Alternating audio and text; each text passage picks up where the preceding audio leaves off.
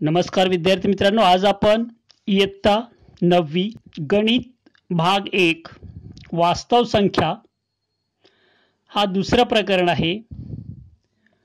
सराव संच 2.2 पुढे दिलेल्या संख्यांच्या दरम्यानच्या कोणत्याही 3 परिमेय संख्या लिहा. आता हा प्रश्न जरी तुम्हाला पुस्तकात वेगळ्या पद्धतीने सोडवला असेल तरी आपण एक साध्या पद्धतीने सोडवू. आणि हा प्रश्न काय पुढे 2 संख्या दरम्यानच्या शोधायच्या आहेत, ते तुम्ही कसेही शोधू शकता. तर रीत बघा. सॉरी, पहिलं उदाहरण घेतोय मी. 0.3 आणि ऋण 0.5 ही धनसंख्या आहे, ऋण संख्या आहे. यांच्या दरम्यानच्या 3 संख्या लिहायच्या आपल्याला. म्हणजे आपण असं लिहू शकतो, 0.30 करू शकता तुम्ही. 0.3 0.3 किंवा 0.3 याच्यानंतर शेवटचा जो अंक असेल दशांश स्थळानंतरचा, त्याच्या पुढे आपण किती शून्य लिहू शकतो. 0.30 करू शकता, 0.50 करू शकता, 0.300 करू शकता, 0.500 करू शकता. लक्षात, किती पुढे 0 लिहिलं त्याला किंमत नसते, पण किंमत बदलत नाही. पण मधल्या संख्या लिहिणं आपल्याला फार सोपं जातं. म्हणजे 0. याला 30 करतो मी आणि याला ऋण 0.50 करतो. यांच्या दरम्यानच्या 3 संख्या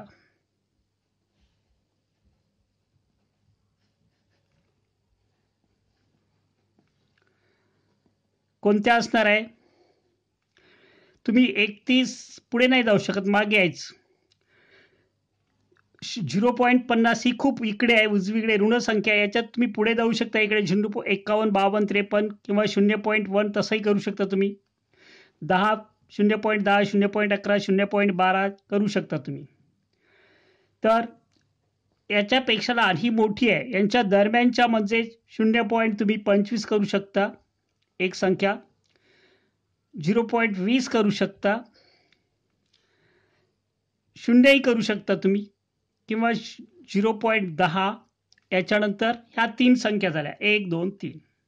लक्षात, 30 पेक्षा लहान आणि 0.50 पेक्षा मोठी संख्या. ओके. आता दुसरा प्रश्न बघू आपण.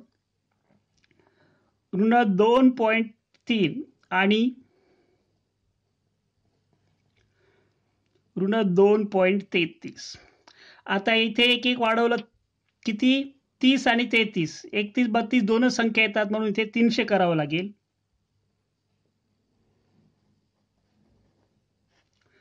ऋण 0.300 2 शून्य वाढवले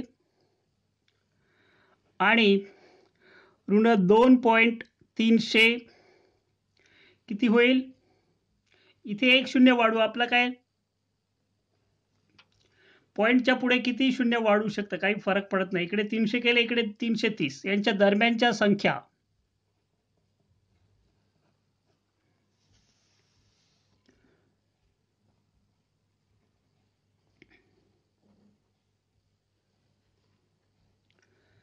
तीन संख्या कोणते आहेत? अनेक आहेत, आपल्याला फक्त 3 लिहायचे आहेत. 300 पासून 330 पर्यंतच्या. 300 0.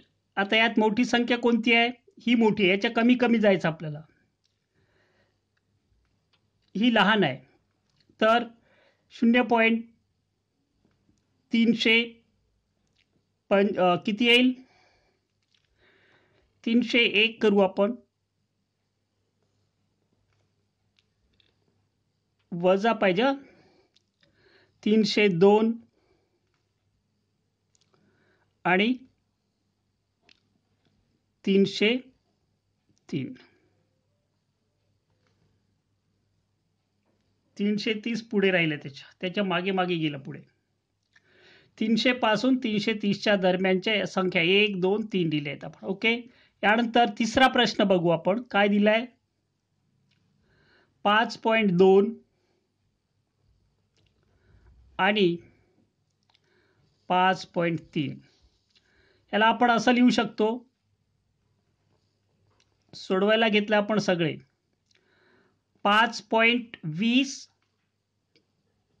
आणि 5.30 यामधील 3 संख्या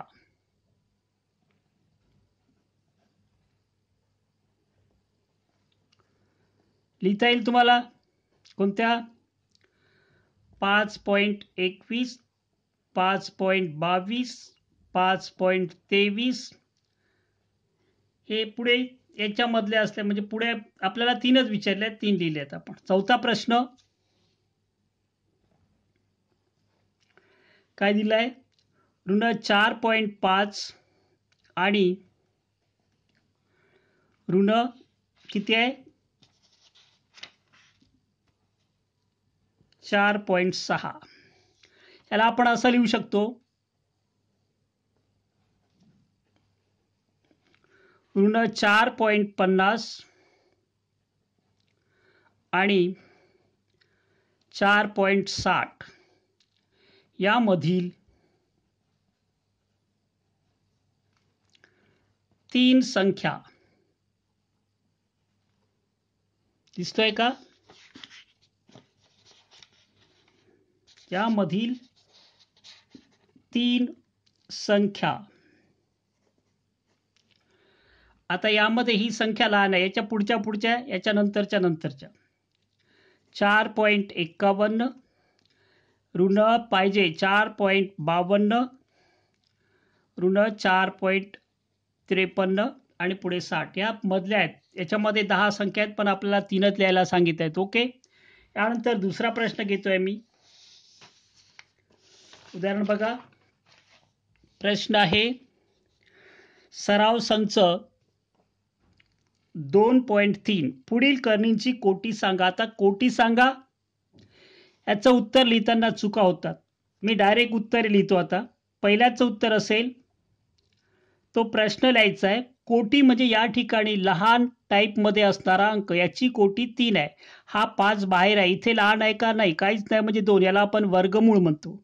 हे चौथे मूळ म्हणजे 4 कोटी याचं दुसरे मूळ म्हणजे कोटी 2 इथे 3. त्याप्रमाणे पण लिहायचं कसं मिस्टेक करू नका लिहिताना चुका करू नका. 7 ची कोटी किती आहे 3 आहे असं शब्दात लिहा. बरोबर 3 लिहिलं की अर्थ बदलतो. दुसरा बघा 5 वर्गमुळात 12 ची कोटी किंवा या करणीची कोटी इथे काही आहे का काहीच नाही म्हणजे 2 आहे. सोपा प्रश्न आहे पास होण्यासाठी असतात पण आपण प्रॅक्टिस करत नाही विसरून जातो. बघून तर सगळंच लक्षात राहते पण केव्हाही विचारलं तर यायला पाहिजे. यासाठी गणिताला सरावाची गरज असते. हा अंक बघा या चिन्हाच्या आतमध्ये इथे असतो. इथे 10 आहे. 10चे चौथे मूळ ची कोटी किती असेल या ठिकाणी असणारा अंक 4 आहे. यानंतर चौथा प्रश्न बघा काय दिलाय. बाहेर कोणता तरी अंक आहे का करणी चिन्हाच्या बाहेर इथे नाही म्हणजे 2 असतो. ची कोटी सगळ्यांची उत्तर आहे का खाली एक लिहिले म्हणून ते उत्तर नाही लिहिलं मी. उत्तर आहे प्रत्येक प्रश्नाचं त्याच्या पुढे उत्तर. कोटी किती आहे काही नाही म्हणजे 2 आहे. हा पूर्ण वाक्य असं लिहायचं आहे. पाचवा प्रश्न किती कोटी असेल याची हा जो अंक आहे तीच कोटी असते. किती 18 ची कोटी किती असेल 3 आहे. अशा प्रकारे हा सोपा प्रश्न आहे. त्याच्यानंतर पुढचा एक प्रश्न आहे पुढील पैकी कोणत्या संख्या करणीय आहेत ते सांगा. कठीण आहे. कठीण याच्यासाठी की आपल्याला अपरिमेय संख्या माहिती पाहिजे. ज्याचं वर्गमूळ घनमूळ काढू शकत नाही त्या अपरिमेय संख्या त्यांना आपण करणी म्हणतो. करणीची व्याख्या अशी आहे हा करणीस्थ चिन्ह याच्यामध्ये धन संख्या पाहिजे आणि याची कोटी जी आहे ती 1 पेक्षा मोठी पाहिजे. लक्षात. तर मग कोणत्या करणी आहेत ते सांगा. कारण विचारलं नाही आपण डायरेक्ट उत्तर लिहिणार आहे. 3 51चे तिसरे मूळ काढता येतात का याचा विचार कसा करायचा? 3 प्रश्न आहे. ही धनसंख्या आहे, धनपरिमेय संख्या आहे, हो. ही नैसर्गिक संख्या 1 पेक्षा मोठी आहे, हो. ही कर्णी आहे. वर्गमूळ काढता येते का? 51चं घनमूळ नाही.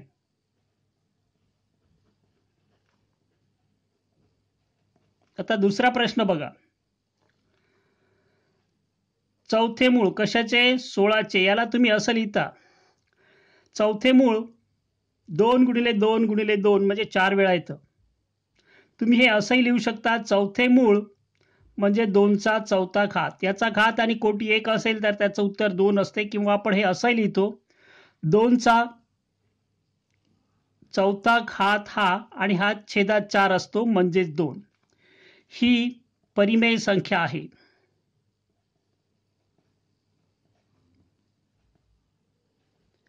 कर्णी नाही.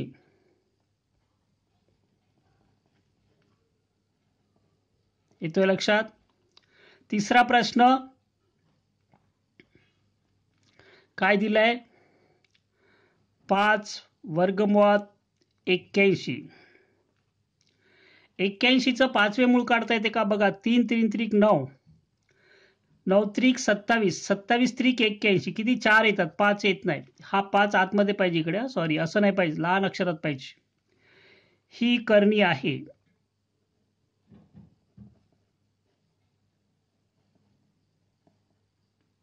तीन एक 3, 3 त्रिक 9, 9 त्रिक 27, 27 त्रिक 81. चौथा घात आहे 3चा, 5वा नाही. 5वा असतं तर याचं उत्तर 3 आलं असतं.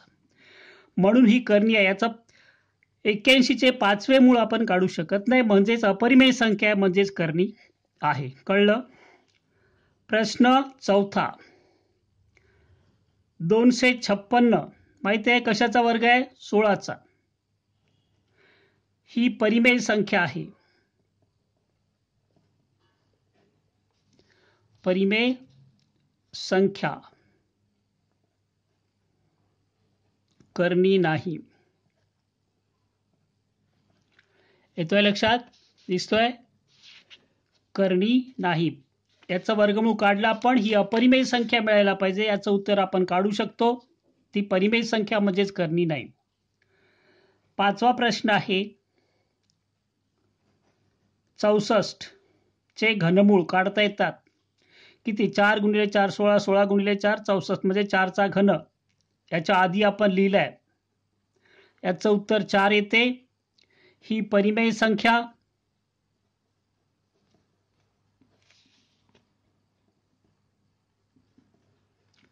कर्णी नाही.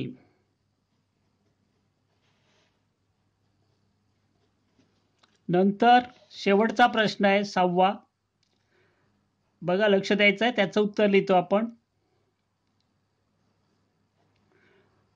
कर्णी संख्या 22/7 आहे.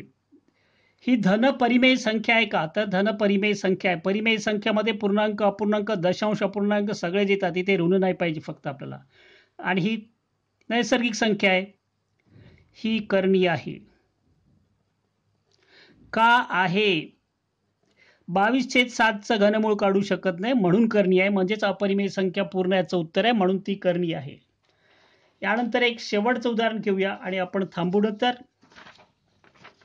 बघा, लक्ष द्यायचं आहे. तिसरा प्रश्न दिसतोय, पुढील संख्या जोड्यांपैकी कोणत्या कर्णींच्या जोड्या सजातीय व कोणत्या विजातीय आहेत ते ओळखा. पहिला प्रश्न यातला. बाकीच्या प्रश्नासाठी तुम्ही पुस्तक जवळ ठेवा. कोणत्या सजातीय आणि कोणत्या विजातीय आहे त्यासाठी आपल्याला प्रश्न विचारलाय. त्याच्यावर आपल्याकडे ते कोणत्या जोड्या सजातीय आणि विजातीय आहे, पुस्तक जवळ घ्या जरा. मी पुस्तक जवळ बघतो. ओके, हा पहिला प्रश्न आहे त्यातला. रीत, याला तुम्ही असं म्हणू शकता, वर्गमुळात 52 म्हणजे 13ने भाग जातो. 4 गुणिले 13 म्हणजेच 2 वर्गमुळात 13.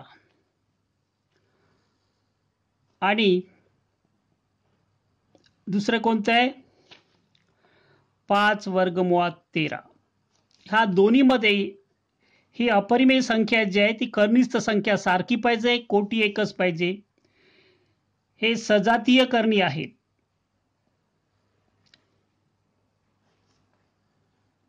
सजातीय करणी आहेत. कसं काढलं आपण? हे दोन संख्या दिल्या, त्याला सोपे रूप दिलं तर आपल्याला कर्निस्थ संख्या 13च मिळाली, कोटी 2, आणि येथे कर्निस्थ संख्या 13च आहे, कोटी 2. इथे कोणताही बाहेरचा अंक असू शकतो. कळलं? हे कळलं नसेल तर दुसरं बघा. आणखी दुसरं उदाहरण आहे 68 5 वर्गमुळात 3. 68 चे वर्गमूळ आणि दुसरी संख्या आहे 5 वर्गमुळात 3. याला भाग 3 ने जातो का? 13 नाही जात. मग सारखी करणी येते का आपल्याला ते बघायचं आहे. तर याचं असं होऊ शकतं, सोपे रूप दिले आपण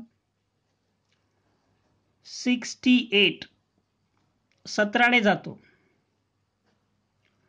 4 गुणिले 17 म्हणजेच किती येईल? याचं वर्गमूळ काढलं 2√17. आणि ही दुसरी संख्या आहे 5. या सजातीय करणी नाहीत, विजातीय करणी आहेत.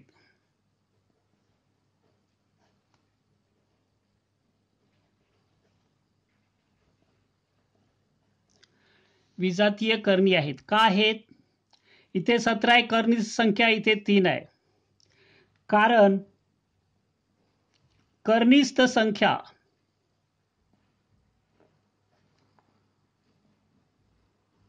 भिन्न आहेत.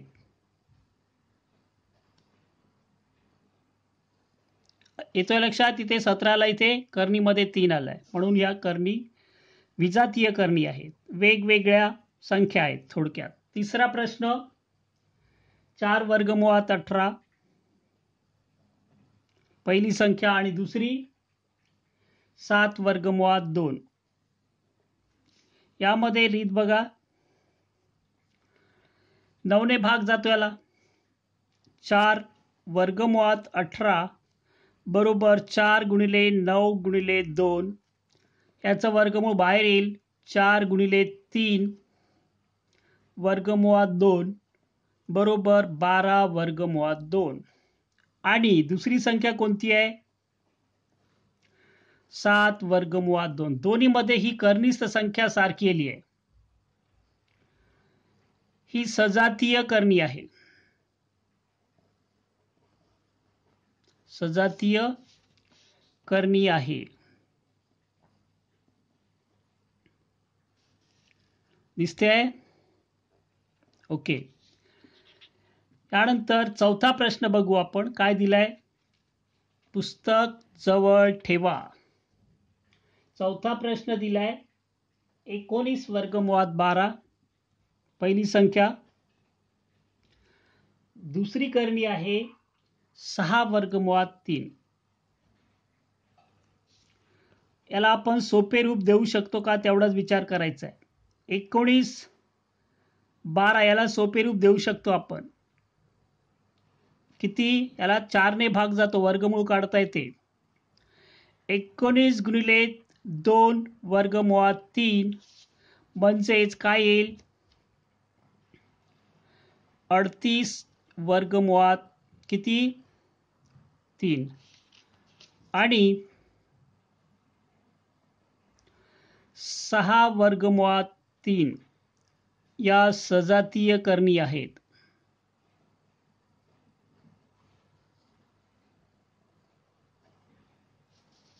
सजातीय करणी आहेत. काय आहेत समजण्यासाठी बघा, कर्निस्थ संख्या 3, कर्निस्थ संख्या 3. ओके. पाचवं उदाहरण बघू आपण. काय दिलंय पुस्तकात बघा जरा. पाचवं उदाहरण 5 वर्गमुळात 22 पहिली कर्निस्थ संख्या आहे आणि दुसरा आहे 7 वर्गमुळात 33. 7 वर्गमुळात 33 हा प्रश्न आहे आपला पाचवा. पाचवा जे आहे कर्निस्थ संख्या, याला 4 ने भाग, याचा वर्गमूळ काढू शकत नाही. इथे तुम्ही लिहू शकता 5 वर्गमुळात 22 आणि 7 वर्गमुळात 33. या विजातीय करणी आहेत. या विजातीय करणी आहेत.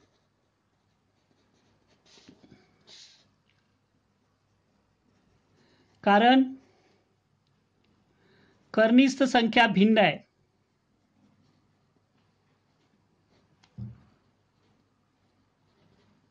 भिन्न आहे म्हणजे वेगवेगळे आहेत. इथे 22 आहे, इथे 33 आहे, यांचं वर्गमूळ काढू शकत नाही. शेवटचा प्रश्न आहे 6वा. 5 वर्गमुळात 5 आणि दुसरी संख्या आहे 75. याला आपण सोपे रूप दिलं 5 वर्गमुळात 5 आणि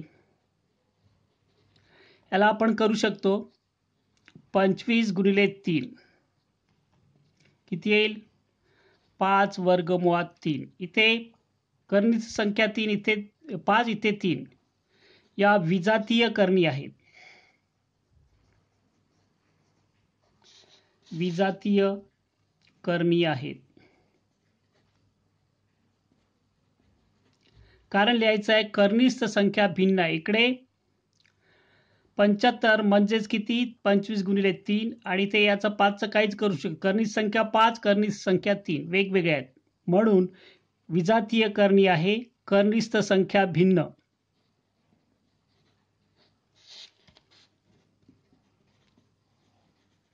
संख्या भिन्न आहेत. ओके, या ठिकाणी थांबतोय मी.